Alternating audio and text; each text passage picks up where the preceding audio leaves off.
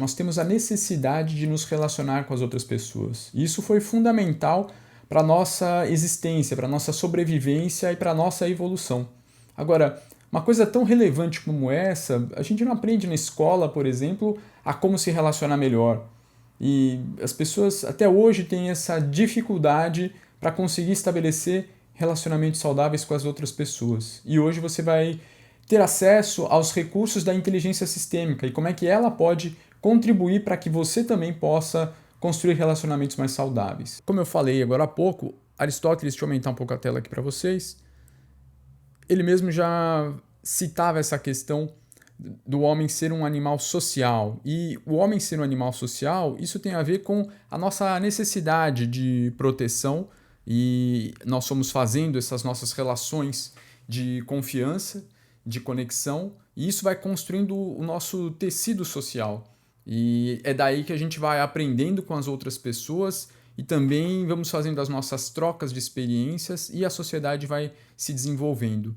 Ao mesmo tempo que a gente passa por essa evolução da humanidade, é importante também a gente compreender que o relacionamento é algo um pouquinho mais complexo do que apenas duas pessoas interagindo, porque ela atua também e pode funcionar como uma ferramenta de evolução. E por que eu falo que ela pode atuar como uma ferramenta de evolução? Bom, quando a gente considera os nossos relacionamentos como uma ferramenta de evolução, é importante a gente compreender que existe uma certa complexidade, algo um pouco mais profundo que acontece nos nossos relacionamentos. Não é só o que a gente está vendo. A gente tem que pensar que, da mesma forma que eu penso e faço a minha comunicação, seja de uma forma verbal, como também da minha forma não verbal, eu estou processando uma série de informações dentro de mim mesmo. E a outra pessoa não está tendo acesso a isso. Ela até pode fazer uma leitura da minha abordagem não verbal, da minha comunicação não verbal. Ele vai fazer uma leitura da minha comunicação verbal, ele vai interpretar aquilo que eu estou falando, mas é importante a gente ressaltar que tem um mundo interior que aquela outra pessoa não está acessando. E aí começa a ter a parte da origem dos nossos desentendimentos, porque aquilo que eu falo, aquilo que eu expresso, tem um significado que ele é muito específico e muito próprio para mim. Para outra pessoa, aquilo significa algo totalmente diferente.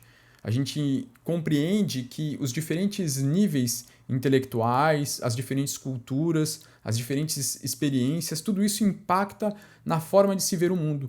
E aí a gente tem que compreender que duas pessoas com todo esse hall de experiências totalmente diferentes, para elas conseguirem se comunicar de uma forma efetiva, é quase um milagre.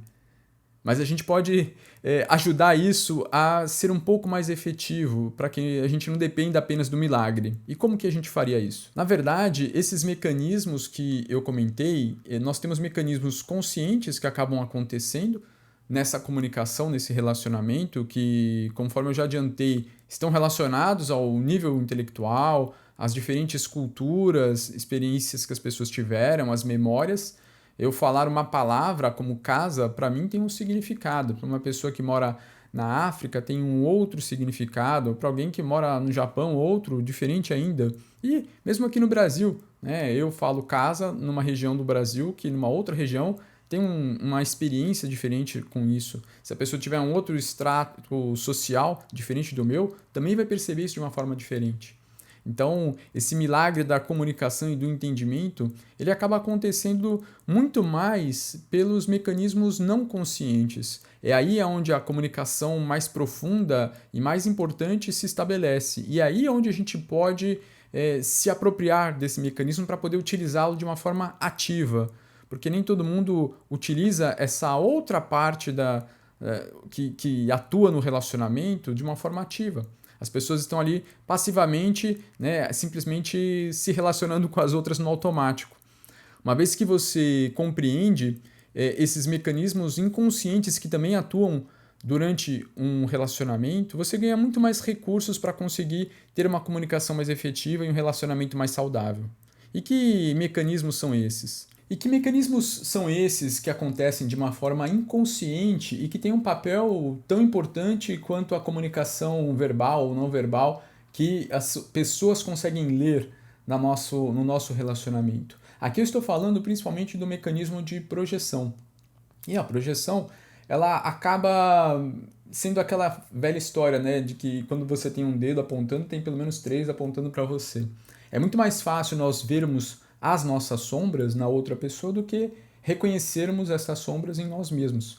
Sejam estas sombras virtudes, qualidades que são muito positivas e que talvez não seja tão simples de eu as reconhecer, que eu tenho essa possibilidade dentro de mim mesmo, ou os nossos vícios, né, as nossas mazelas, e que é muito mais fácil identificar, né, esses problemas na outra pessoa do que reconhecê-los em mim mesmo. Então, esse é um primeiro mecanismo que é muito importante a gente identificar que está atuando quando nós nos relacionamos com as pessoas.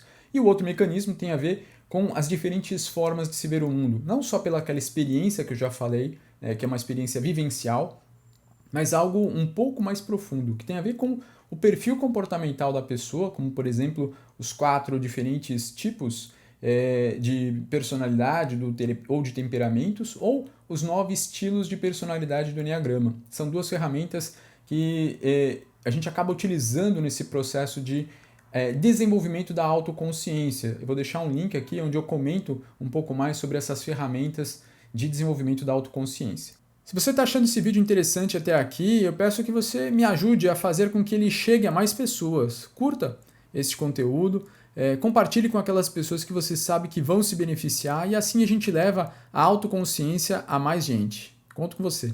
Dentro desses mecanismos inconscientes, eu já falei que tem recursos ou formas que são muito mais presentes no nosso relacionamento, que são essas conscientes, e os mecanismos inconscientes, por exemplo, as projeções, né, que eu visualizo, eu identifico no outro, sejam as minhas sombras ou virtudes, e essas diferentes formas de ver o mundo. E uma outra parte também que atua nos relacionamentos, que também tem a ver com mecanismos inconscientes, tem a ver as forças ou fundamentos ou princípios que regem o sistema em que as pessoas estão inseridas. Então, o sistema é todo agrupamento de pessoas. Juntou pessoas, você tem um sistema. E todo o sistema funciona com base em alguns princípios. Toda vez que a gente viola esses princípios, a gente acaba sendo afetado por esse sistema e ele vai tentar se autorregular. E para isso, talvez eu sinta o impulso de ter alguns comportamentos e vai influenciar o meu comportamento de forma que eu possa me readequar a esses princípios do sistema. Agora, se eu os conheço, eu entendo esses princípios, eu posso ativamente já agir em acordo, alinhado a estes princípios. E aí a minha vida pode fluir mais facilmente e também os meus relacionamentos acabam fluindo mais facilmente. Eu vou deixar um vídeo aqui em cima onde eu comento sobre a importância desses princípios sistêmicos e como isso pode contribuir para o fluir da vida. Agora vamos falar então da uma forma prática, como que isso pode ser utilizado no nosso dia a dia, esses princípios, essa inteligência sistêmica, para que a gente consiga estabelecer melhores relacionamentos. Então, conforme eu já havia comentado, os princípios sistêmicos, a gente também pode chamá-los de leis sistêmicas ou ordens do amor. É curioso que muitas pessoas falam, mas eu não conheço isso. Bom, mesmo não conhecendo, você está submetido a estes princípios. É como você falar da lei da gravidade e falar que você não conhece a lei da gravidade, então eu posso voar. Não, infelizmente, essa lei vai estar puxando você, em direção à Terra e você não vai conseguir, bater as asas e sair voando. Mesmo que você não saiba nada sobre a lei da gravidade. O mesmo vale para estes princípios do sistema. Então, estes princípios eles acabam atuando na nossa vida, mesmo que você não os conheça. E quanto antes eu os conhecer e os aplicar na nossa vida, eu consigo então estabelecer melhores relacionamentos com as outras pessoas e consigo fluir na vida com muito mais facilidade. Estes 3 princípios, então, ou ordens do amor, são a hierarquia, o equilíbrio e o pertencimento. Quando a gente fala em hierarquia, essa ordem deve existir quando você tem quem chegou antes no sistema e quem chegou depois do sistema. Então, os pais chegaram antes do que os filhos. É importante que exista essa hierarquia, ou seja, uma atitude dos filhos diante dos pais de forma de respeito.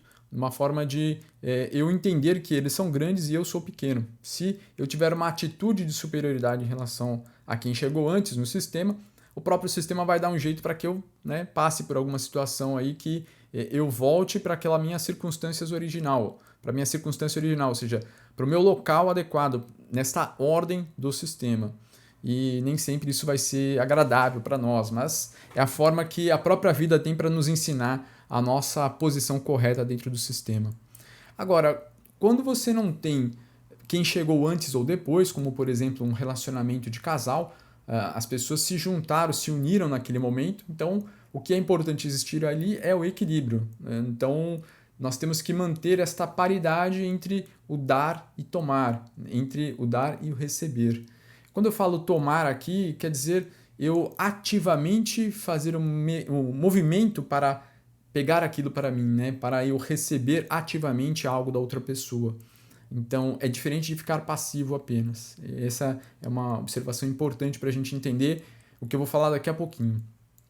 E o pertencimento está relacionado ao reconhecimento e honrar a existência de todos aqueles que fazem parte do sistema, mesmo que eles não estejam presentes aqui e agora. Isso vale para aquelas pessoas que já faleceram ou para aqueles que estão excluídos da família. É importante trazer todo mundo, honrar a existência de todos eles, porque todos eles são importantes para o nosso sistema. Quando eu deixo de reconhecer, quando eu excluo alguém, novamente esses mecanismos inconscientes vão fazer com que alguém dentro desse sistema represente aquele que está sendo excluído, seja através de um comportamento, né, um impulso para eu ter um comportamento inconsciente, mas que vai estar nesse movimento de amor, trazendo aquela pessoa, né, ou representando aquela pessoa que está sendo excluída. É muito importante nós entendermos que todos esses mecanismos eles acontecem de uma forma inconsciente e com uma intenção positiva, por mais que o comportamento que você manifeste ali não faça muito sentido, ou nem seja muito agradável para nós. Por isso que, entendendo essa intenção positiva, a gente pode propor um outro comportamento em que eu realmente vou estar honrando e respeitando estes princípios sistêmicos. E o pertencimento, eu já falei para vocês, vamos falar então agora dos 5 círculos do amor. Estes 5 círculos do amor, eu fiz um vídeo recentemente falando sobre ele, como eles contribuem em esferas diferentes para a nossa evolução, da nossa autoconsciência sistêmica. E o quanto que isso vai nos ajudar, inclusive, a construir a verdadeira saúde mental, que é a saúde da nossa alma. Eu vou deixar um link aqui para que você possa se aprofundar nesse vídeo e aproveitar bastante estes 5 círculos do amor, porque isso complementa muito o entendimento dos diferentes níveis de relacionamento que a gente pode estabelecer com as pessoas e com esse nosso mundo onde nós estamos imersos. Eu vou passar superficialmente sobre estes 5 círculos do amor, porque tem um vídeo em que eu detalho isso profundamente e eu vou deixar o link para vocês. O primeiro círculo do amor tem a ver com a forma como nós nos relacionamos com os nossos pais e antepassados. E aqui a palavra de ordem tem a ver com a gratidão, né? E o entendimento de que nós recebemos algo tão magnífico como é a oportunidade da vida e isso jamais nós vamos conseguir retribuir. Na verdade, nós temos que ter apenas a gratidão e o reconhecimento, porque os nossos pais fizeram aquilo que os fazem perfeitos para este objetivo, né? Duas pessoas se uniram, independente das circunstâncias em que isso aconteceu, mas eles criaram a vida de uma forma única, que jamais vai se reproduzir da mesma maneira. E por isso a gente tem que ter essa gratidão. É importante eu entender a necessidade dessa gratidão em relação aos meus pais, porque isso, lembra que eu falei agora há pouco sobre os mecanismos de projeção? Aquilo que eu não tenho resolvido internamente, eu acabo manifestando externamente. E para eu poder estabelecer relacionamentos saudáveis lá fora, é importante que eu esteja com isso resolvido internamente. Esse passo de honrar os nossos pais e entender que nós somos menores do que eles e que nós não vamos conseguir jamais corresponder ou devolver aquilo tudo que nós recebemos é fundamental, porque senão eu começo a projetar nas outras pessoas essa necessidade de, por exemplo, eu ter as minhas necessidades satisfeitas por uma outra pessoa, né? Quando na verdade a outra pessoa não é responsável por atender as minhas necessidades. Sim, né, um parceiro de jornada é excelente que a gente possa sim ter este relacionamento de ganha-ganha, né? Eu ajudo aquela pessoa me ajuda e nós vamos mantendo este equilíbrio no dar e receber. Mas eu não posso projetar aquilo que eu percebo como uma falta do meu relacionamento com os meus pais na pessoa com a qual eu estou me relacionando. Aí não vai dar certo. Por isso que o movimento para os pais ele é fundamental para que aí sim eu possa fazer o segundo movimento, que é quando eu começo nessa infância e puberdade, né, e entendendo que eu não vou conseguir atender, corresponder, né, entregar de volta tudo aquilo que eu recebi, que é a vida, e eu começo a entender que os nossos pais também são humanos, mas que o essencial eles nos deram, que é a vida. Tudo que vem depois, isso é secundário. É fato que, ok, algumas pessoas passam por dificuldades reais, necessidades reais, mas ainda assim isso contribuiu para que elas chegassem até o dia de hoje. E isso fez com que você seja a pessoa que você é. E por isso mesmo que é importante reconhecer a história que aconteceu e não negá-la, né? A partir do momento que eu começo a negar a história que aconteceu comigo ou negar a existência, né? E essa potência que os nossos pais têm, porque é como aquela história da moeda de dois lados. Eu acho um lado da moeda fantástico, mas tem outro lado que eu não acho tão interessante. Mas essa moeda eu só posso ficar com ela se eu reconhecer e honrar os dois lados dela. Uma vez que eu nego um dos lados dessa moeda, automaticamente eu estou negando a moeda. Não dá para negar apenas uma parte. E se eu nego, os nossos pais, eu deixo de enxergá-los na sua totalidade, eu deixo de ter essa fonte inesgotável de recursos que está à nossa disposição. Seja da nossa mãe, que tem um papel fantástico na nossa nutrição, na nossa construção egóica nossa, dos fundamentos que nos trazem esse enraizamento, como também do nosso pai, que nos coloca em movimento, que traz essa força do agir, de ir para fora. Eu vou deixar um link aqui para um outro vídeo que eu comentei um pouquinho mais sobre o papel do masculino e feminino, para que vocês possam se aprofundar um pouco mais sobre esse assunto, que é importante a gente ter também esse entendimento, porque isso impacta diretamente nos nossos relacionamentos. Agora, quando nós falamos do terceiro círculo do amor, aí a gente entra no relacionamento, né? E aqui eu entendo que ali na infância e puberdade, a forma como eu tenho de retribuir aos nossos pais, essa questão grandiosa, não é fazendo algo a eles, porque eu não vou conseguir equiparar, mas sim a forma de servir ao mundo. Quando eu sirvo o mundo, aí eu começo a trazer, a demonstrar essa minha gratidão pela oportunidade da vida. E nos relacionamentos, eu começo a treinar, né, a estabelecer esse tipo de relacionamento de troca. Né, de troca é o dar e tomar. E a importância de mantermos este equilíbrio entre o dar e tomar. Né? Se apenas eu dou e eu não recebo, o que acaba acontecendo é como aquela gangorra. Né? Eu coloco muito peso de um lado, se tem uma outra pessoa lá do outro lado, ela vai ser ejetada, ela vai para fora. Ela vai ser expulsa desse relacionamento. Então é importante que eu dê na quantidade que aquela pessoa também está apta a receber. E a gente vai falar daqui a pouquinho sobre as ordens de ajuda, e isso vai ficar um pouco mais claro, porque se eu não souber ajudar, eu vou acabar mais me enrolando do que ajudando. Por isso que é importante e fundamental a gente ter esse entendimento sobre como é dar e tomar de uma forma saudável, de uma forma equilibrada. E é isso que a gente pratica nesse terceiro círculo do amor. No quarto círculo do amor, nós falamos então agora da família, e a importância de reconhecermos todos aqueles que fazem parte da família. Então a gente vai subindo essa esfera de consciência. Né? Agora eu parto para uma consciência ainda maior, que é a consciência da minha família. E reconhecer todos aqueles que existem, compreendendo que, independente do destino e das particularidades de cada um deles, todos eles fazem parte do meu sistema. Quando eu nego alguém dentro desse sistema, eu acabo negando uma parte minha, eu acabo negando uma fonte de recurso que me preenche, me nutre e que me fortalece. Daí a necessidade da gente ir subindo cada um desses degraus. Não adianta eu querer pular etapa. Né? Eu querer falar, por exemplo, do último círculo do amor, que tem a ver com este amor para a humanidade. E aí entender e aceitar as coisas como elas são, porque existe um criador acima de tudo isso, né? O sistema ele se faz presente da forma como ele é. Não adianta eu negar a realidade, e aí eu vou ficar no pensamento mágico. E aí o pensamento mágico é da infância, e eu sou adulto. Então, o adulto ele entende o que é realidade, o que se faz presente, e aí a partir do que se faz presente, então agora eu posso atuar. Se eu nego o que se faz presente, o que é realidade, eu estou me omitindo, eu estou deixando de ter a oportunidade de acessar a força que atua, porque a gente só consegue atuar sobre aquilo que é real, né? Sobre o imaginário a gente não consegue atuar e gerar resultados.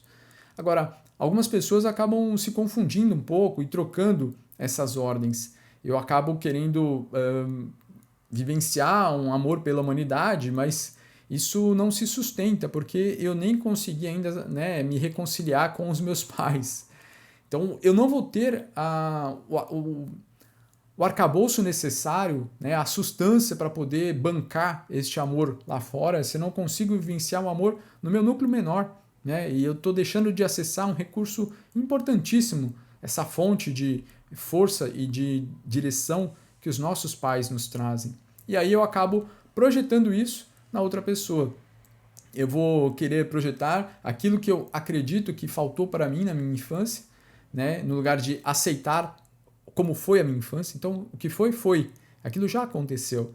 Agora, eu não posso querer reconstruir, reviver aquela história com uma outra pessoa para que ela possa atender aquilo que não aconteceu no passado. Né? O passado está no passado. O presente é o momento em que a gente vive. O futuro ele não aconteceu. Né? Eu sei que parece slogan de caminhão, mas essa é a realidade. Né? Nós estamos no presente. E quando eu estabeleço um relacionamento com a outra pessoa, é importante estarmos no presente, ambos, para que a gente possa construir uma nova história a partir de agora. A partir do momento que eu me relaciono com aquela pessoa, eu me relaciono com aquilo que se faz presente. Ela tem a história dela, né? Eu tenho a minha história, cada um de nós tem as suas histórias, mas quando nós estamos nos relacionando com uma outra pessoa, para que aquilo possa se dar de uma forma saudável, é importante que ali se construa uma nova história. Eu não estou falando de ignorar, né, toda a experiência, tudo aquilo que a gente já viveu, não é isso. Mas eu não posso deixar que tudo aquilo afete um novo capítulo da nossa história, né? Um novo relacionamento. É importante que eu trate daquilo, né? Que eu lide com aquilo, que eu faça esse trabalho interior.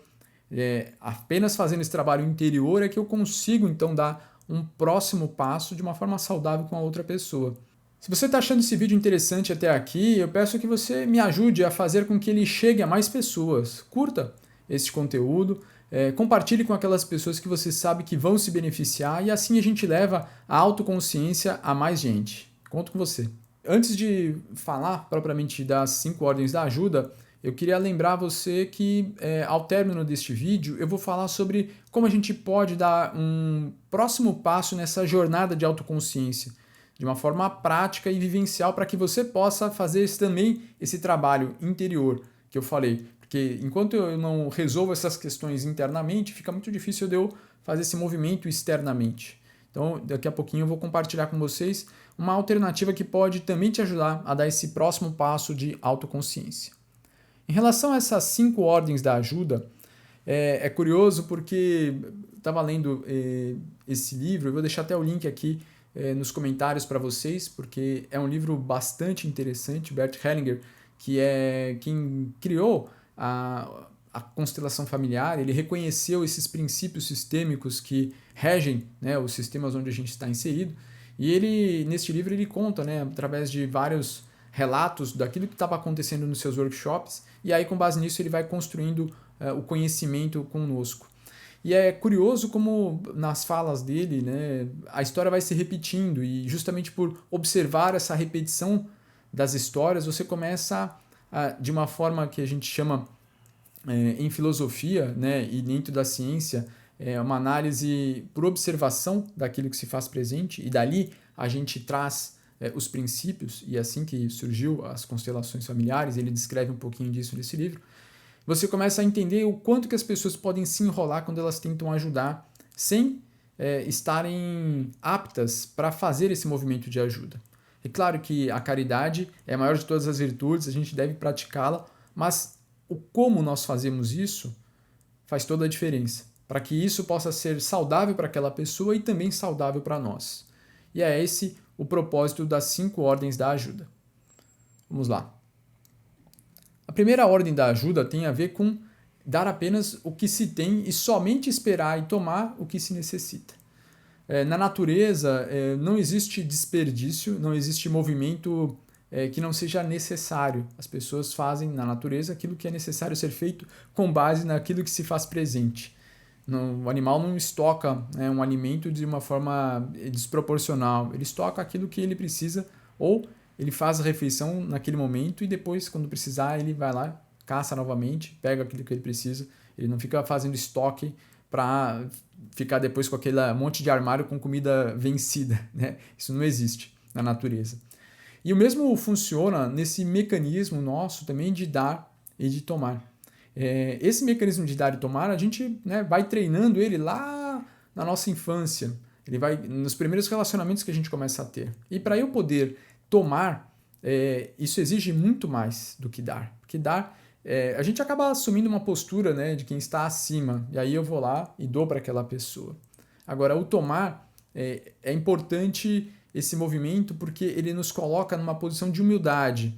Porque ativamente eu tenho que ir lá e tomar aquilo para mim. Eu me coloco como outras pessoas que também têm necessidades. E numa relação de confiança, é isso que se fundamenta o equilíbrio. Eu poder dar àquela pessoa porque eu sei que quando precisar eu posso tomar aquilo. E aquela pessoa também ela vai dar para mim porque ela pode fazer aquilo e quando ela precisar ela vai tomar. E eu sei que ela não vai deixar de me amar porque eu tomei aquilo. Nós construímos juntos uma relação de confiança. Sem essa relação de confiança, é difícil você conseguir fazer com que um relacionamento possa se estabelecer.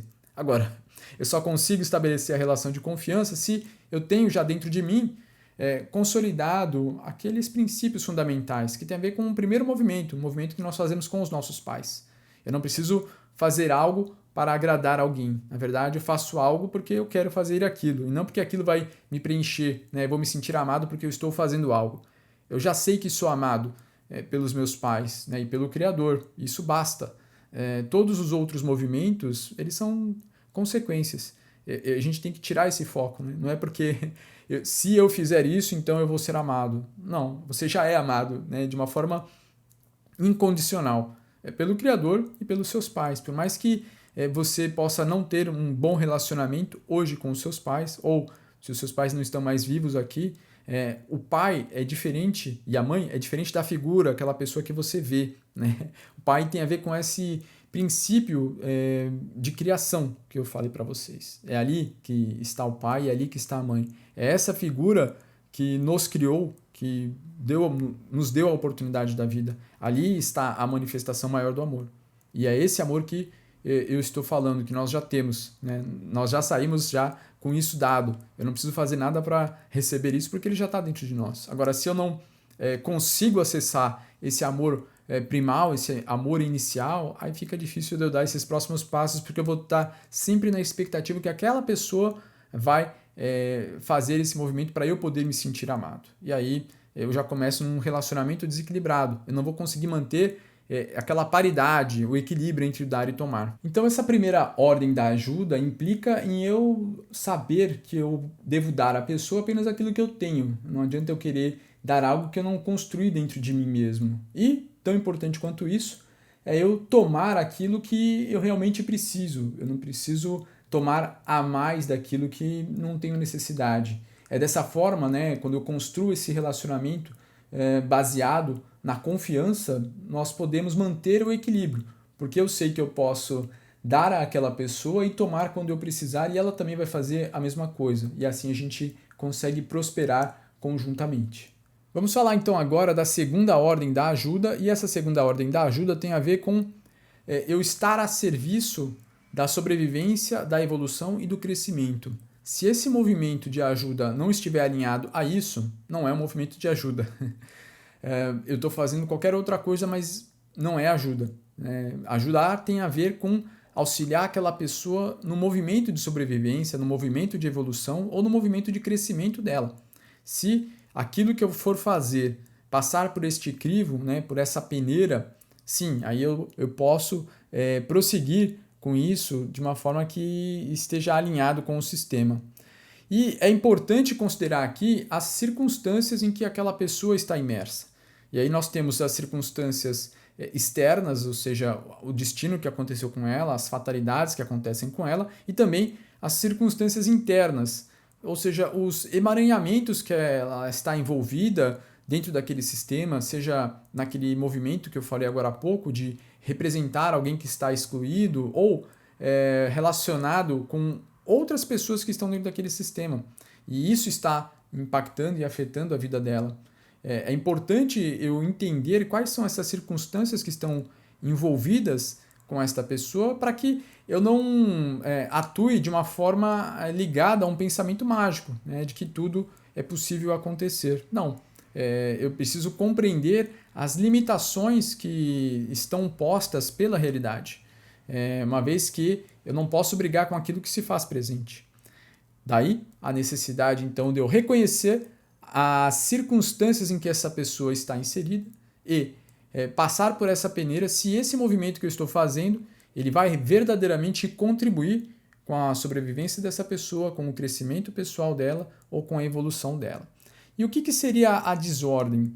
Bom, a desordem, no primeiro caso, que tem a ver com aquilo de dar apenas o que se tem e somente esperar e tomar o que se necessita, a gente está falando aqui de dar o que não se tem e tomar o que não se precisa. Então aí eu estou provocando uma desordem em relação àquela ajuda. E, consequentemente, isso vai me afetar negativamente, vai afetar aquela pessoa também negativamente.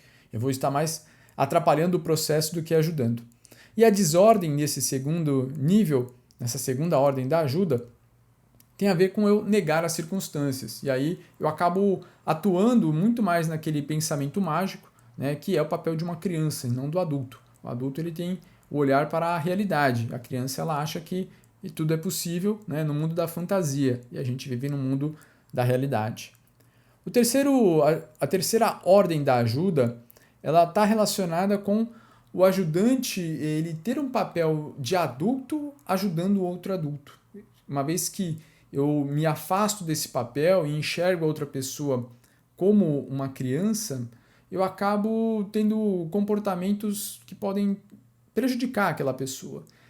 Tanto que a própria desordem relacionada a esta ordem da ajuda tem a ver com eu tratar aquela pessoa como uma criança e, portanto, tentar poupá-la daquilo que é a realidade. Mas como eu falei já antecipadamente, a pessoa ela só consegue atuar sobre aquilo que está na vida dela se ela enxergar a realidade como ela é. Aí eu trago esse meu poder pessoal para poder intervir na realidade. Uma vez que eu me distancio disso, eu acabo esvaziando esse meu poder pessoal para poder atuar sobre a realidade e poder transformar aquilo que é necessário ser transformado, quando é possível ser transformado. Agora, qual seria a postura, né, adequada para um ajudante e o ajudado? Assim como eu falei sobre a postura do pai e filho, essa seria a postura adequada também para que a gente consiga ajudar uma pessoa. Porque aí a gente consegue estabelecer aquela relação do grande e o pequeno, onde o pequeno consegue se nutrir naquela fonte ilimitada de recursos que é o pai. E o pai pode então dar também de uma forma ilimitada aquilo que o outro precisa. Quando a gente consegue estabelecer esse mecanismo de hierarquia num movimento de ajuda, a gente consegue então promover para aquela pessoa que ela consiga acessar recursos que num primeiro momento ela não estava conseguindo acessá-lo.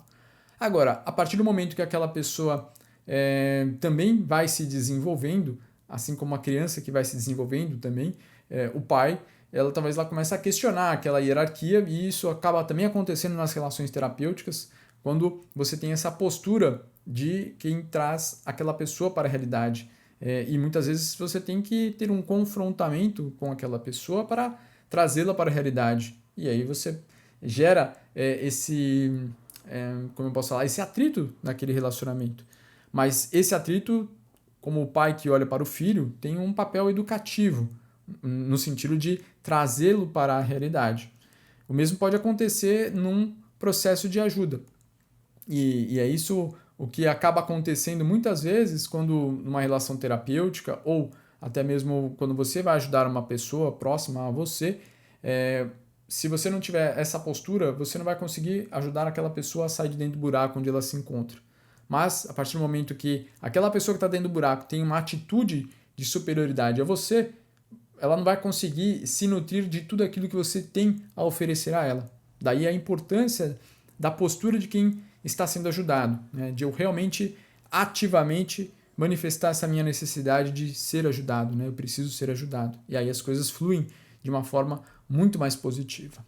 Passando então agora para a quarta ordem da ajuda, tem a ver com essa postura que a gente chama de empatia sistêmica. Empatia sistêmica ela vai muito mais para além da empatia com aquela pessoa. Você sai da relação exclusivamente pessoal, até porque o termo empatia ele já foi interpretado tão equivocadamente de várias formas diferentes, mas basicamente a empatia é você poder usar, né, calçar o sapato daquela pessoa, experimentar como é caminhar com o calçado dela, né, e aí você retira o calçado dela e volta para essa posição de observador, mas você entende como seria aquilo para ela. Mas quando a gente fala em empatia sistêmica, implica em eu entender como é calçar o sapato de todas as pessoas envolvidas neste processo.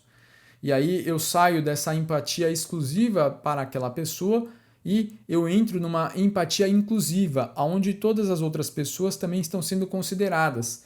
Porque quando eu excluo as pessoas envolvidas naquela questão, eu acabo deixando de acessar alguém que poderia ter um recurso valioso para auxiliar na resolução daquele problema ou daquela questão que se faz presente. Então, a empatia sistêmica é eu não tomar as dores daquela pessoa, mas sim enxergar todos aqueles que estão envolvidos e aceitar a realidade como ela é.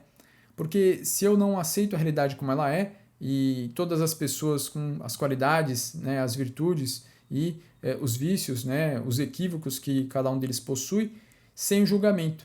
Porque esse é exatamente o quinto nível dessa ordem da ajuda. A quinta ordem da ajuda é que o mecanismo sistêmico ele tem a ver com um serviço de reconciliação. E todas essas nossas ações de ajuda elas têm que promover a reconciliação. Essa é a proposta. Quando eu me afasto disso, a desordem é exatamente o julgamento. E quando eu julgo as pessoas envolvidas neste processo, eu acabo me afastando de acessar recursos que são valiosos para poder auxiliar na resolução do próprio problema em que as pessoas estão inseridas.